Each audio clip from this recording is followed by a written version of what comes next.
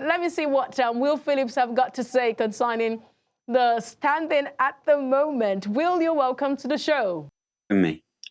Great to have you on the show.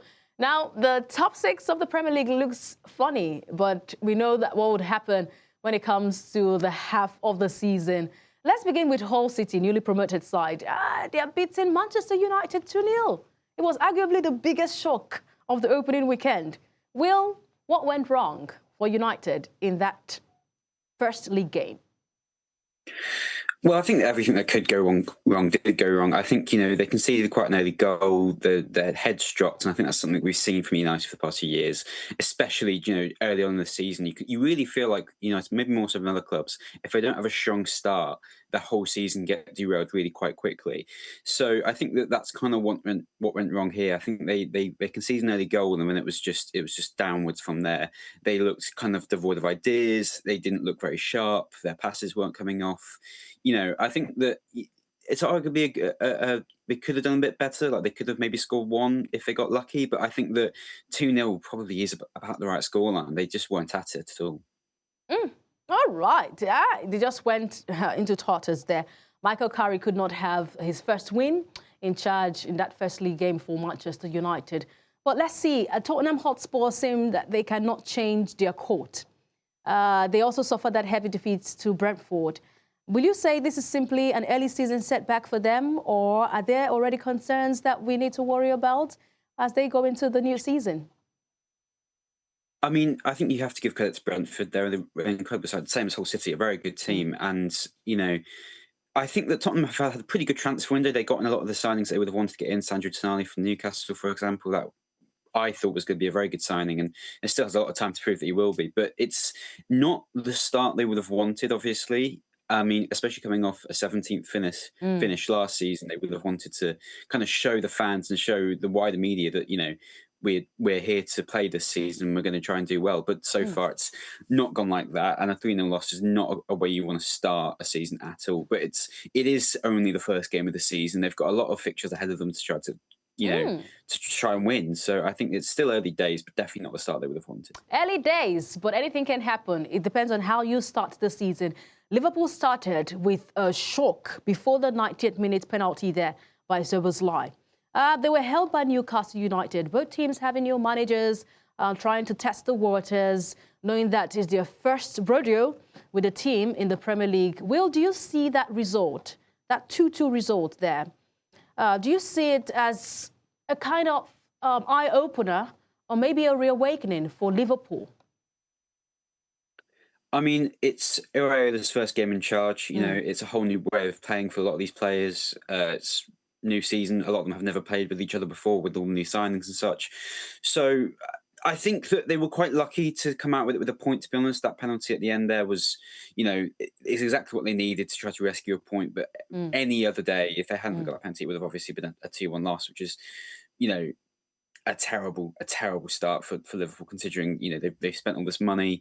Same as Tottenham. They've had a pretty good transfer window, and now they've started with a very narrow draw. I think Newcastle United will be feeling quite hard done by, because they played really quite well and probably could have deserved to win that game, but instead they've come out with only a point. So I think that Liverpool, it's not again, same as Tottenham, not the start they would have wanted to get off with, but they've, it's still early days. There's still 37 games to play. It's too early to call. I mean, I've seen Gary Neville already writing them off for the league title just after that one game. But I think that there's still definitely a lot of time for them to overcome that draw. All right, let's see if Iraola has got a lot of time there, but this is 2 points dropped at the moment because they sit with just 1 point. So those 2 points that they've lost at the moment means a lot and would have, spoken a lot for them this season. Now, Brighton sits atop the table, Will, and that gets me a little bit, excited because we've got a Nigerian there, Yohana, of course. He was so prolific for them that game of the start of the season. And right now, we could see that they finished 4-0 against Aston Villa. So Aston Villa here suffering an unexpected defeat. So with these opening shocks and setbacks, the gap between the established clubs and ambitious team, What do you see the season to look like? Because it seems to be writing a story right now, and the first script has been written with these first games.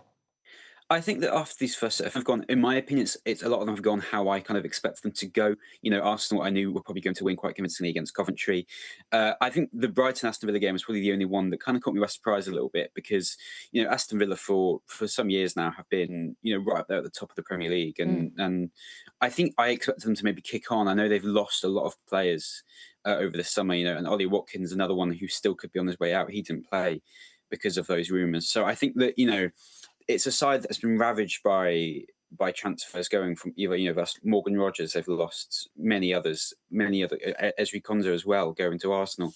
You know, they've really got a weakened 11 this season. So I think that it's not the start they would have wanted. They would have wanted to prove that they could, you know, still make do with the players they've got left. But unfortunately, they were unable to do that, and a very heavy loss for them. So I do think they're ones to watch this season. This could be the year potentially they start to go, you know, downward trending after so many years of the past few years of success. It definitely could be a more mid-table finish for them. Whereas Brighton, on the other hand, kind of had a few years towards the top, but never really, never really got over the line. Never won anything. Whereas this year they look good. They had a pretty good season last season. This could be the one that they now kind of surge up to kind of take that place, you know, best of the rest that Aston Villa has had for the past few years. I think across the league, there's loads of stories like that where you're seeing clubs who historically haven't necessarily been the best are now going to probably do quite well. Like Brentford is one for me this season. I'm really quite excited about because, you know, that win against Tottenham to start their league, they've been there or thereabouts with getting European positions for the past few years. I think that this could be the year they go and take it to the next level. Well, let's believe that this could be the year indeed. But today awaits Fulham against Chelsea. And Chelsea fans are really, really confident that they would start off on a good note. Do we believe that this Chelsea we see for the 2026-2027 season will be a revamped one? Do they look like they will be title contenders? Chelsea are just the biggest unknown in the Premier League at the moment. They, it's really hard for me to say what to expect from them. They've got a new manager in, they've got a lot of new players in, they've sold a lot of the old players, but that seems like they're almost doing that every season at this point, so I'm not too sure what to expect. I mean, I have faith that Javi Alonso is a very good manager, and I think that he will do well. I think that Fulham away is a hard place to go for any team, and I think that for them to gel together so quickly will take a bit, is unlikely, and will probably take a bit of time for them to gel together so well. So I have optimism for Chelsea this season, but I'm not expecting too much from this evening. High optimism, but not expecting too much. I'm hoping that the fans will understand this because they've got great confidence that they are title contenders this season. Looking at the weekend results and what we've got for today, which of them excited you the most? I mean, like I said, I think that Brentford's they're my dark horses this season. I'm going to keep a very close eye on them. I think that they're a very good club the way they ran, and their result this weekend was pretty spectacular. So I think that they're definitely my dark horses to go do something well this season. All right, we'll pen that down to see that Brentford will be your dark horses this season in the 2026-2027 Premier League season. Thank you so much, Will. We appreciate your thoughts on the show.